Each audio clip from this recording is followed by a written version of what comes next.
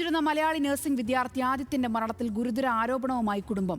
മകന്റെ മരണം കുടുംബ പ്രശ്നം മൂലമാണെന്ന് വരുത്തി തീർക്കാൻ ശ്രമിക്കുകയാണെന്ന് അച്ഛൻ പ്രദീപ് കുറ്റപ്പെടുത്തി.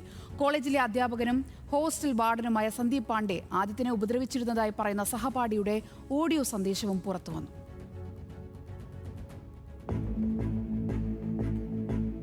ബംഗളൂരുവിൽ നഴ്സിംഗ് വിദ്യാർത്ഥിയായിരുന്ന ആദിത്യനെ ബുധനാഴ്ച രാവിലെ 11 മണിയോടെ ഹോസ്റ്റൽ മുറിയിൽ തൂങ്ങി മരിച്ച നിലയിലാണ് കണ്ടെത്തിയത്. എന്നാൽ ആദിത്യന്റെ മരണത്തിൽ തുടക്കം മുതൽ ദുരൂഹതയെന്നാണ് കുടുംബത്തിന്റെ ആരോപണം. മരണം കുടുംബത്തെ അറിയിക്കാൻ വൈകിയെന്നും ആദിത്യൻ ബുധനാഴ്ച മരിച്ചിട്ട് വ്യാഴാഴ്ച ക്ലാസ് സാധാരണ രീതിയിൽ നടന്നതും സംശയം വർദ്ധിപ്പിക്കുന്നുണ്ട്. കോളേജിലെ അധ്യാപകൻ സന്ദീപ് പാണ്ഡെ ആദിത്യനെ മാനസികമായി പീഡിപ്പിച്ചിരുന്നുവെന്നാണ് കുടുംബം പറയുന്നത്. ഞങ്ങൾക്ക് ഇന്നലെ കോളേജിൽ അവിടുത്തെ കുട്ടികൾ പറഞ്ഞത് ഒരു സന്ദീപ് പാണ്ഡെ എന്ന് പറഞ്ഞൊരു അധ്യാപകന്റെ പേരാണ് പറഞ്ഞത്. കൂടെ ഉണ്ടായിരുന്ന 2 പേര് മയക്കുമരുന്ന് ഉപയോഗിച്ചിട്ടുണ്ട്. അതിൽ എൻ്റെ മോനെയും കൂടെ അതിൽ ഉൾപ്പെടുത്തി ഈ സന്ദീപ് പാണ്ഡെ എന്ന് പറഞ്ഞ സാറ് മറ്റുള്ള പെൺകുട്ടിയുടെ മുമ്പിൽ വെച്ച് ഇവനും കൂടെ അത് ഉപയോഗിച്ചിട്ടുണ്ടെന്നും പറഞ്ഞുകൊണ്ടാണ് ഇൻസൾട്ട് ചെയ്തത്. ആ ഒരു കേസാ വിഷുവിന് വീട്ടിൽ വന്നപ്പോൾ ആ അമ്മയോട് പറഞ്ഞ ഇങ്ങനൊരു സംഭവം കോളേജിൽ ഉണ്ടായിട്ടുണ്ടെന്നുള്ളത്.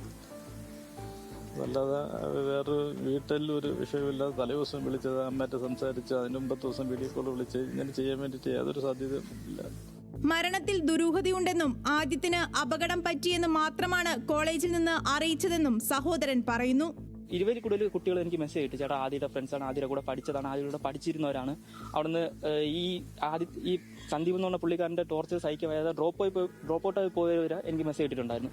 അപ്പോൾ ഞാൻ ഇങ്ങനെ കാര്യങ്ങൾ അന്വേഷിച്ചെന്ന് പറഞ്ഞ് ഇയാളുടെ സ്ഥിരം പരിപാടി ഇത് തന്നെയാണ്. ഒരു കുട്ടിയെ ടാർഗറ്റ് ചെയ്തിട്ട് എന്താ പറയുക, ഇതുപോലെ ഈ കാര്യം തന്നെയാണ്, സെയിം കാര്യം തന്നെ പറയുന്നത്, നിങ്ങളിങ്ങനെ ഡ്രഗ്സ് യൂസ് ചെയ്ത് കണ്ടുപിടിച്ചെന്നില്ലെങ്കിൽ അടിക്കുന്നത്.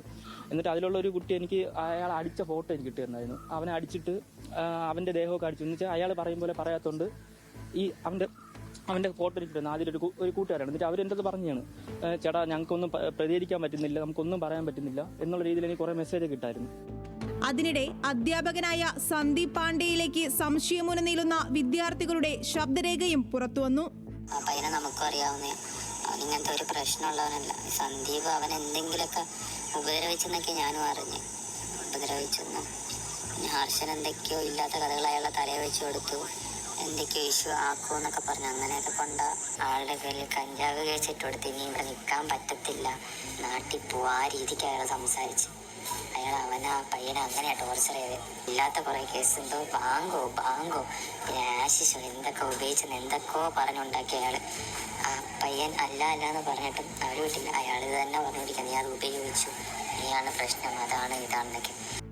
സന്ദീപ് പാണ്ഡെ വിദ്യാർത്ഥികളെ മർദ്ദിക്കാറുണ്ടെന്നും ഇതിനെ തുടർന്ന് കൊച്ചി സ്വദേശിയായ വിദ്യാർത്ഥി പഠനം ഉപേക്ഷിച്ചതായും വിവരമുണ്ട്. ആദിത്യന്റെ മൃതദേഹം വെള്ളിയാഴ്ച രാവിലെയോടെ തിരുവനന്തപുരം അരുവിക്കരയിലെ വീട്ടിലെത്തിച്ചു. പൊതുദർശനത്തിന് ശേഷം മൃതശരീരം വീട്ടുവളപ്പിൽ സംസ്കരിച്ചു. ന്യൂസ് മലയാളം, തിരുവനന്തപുരം.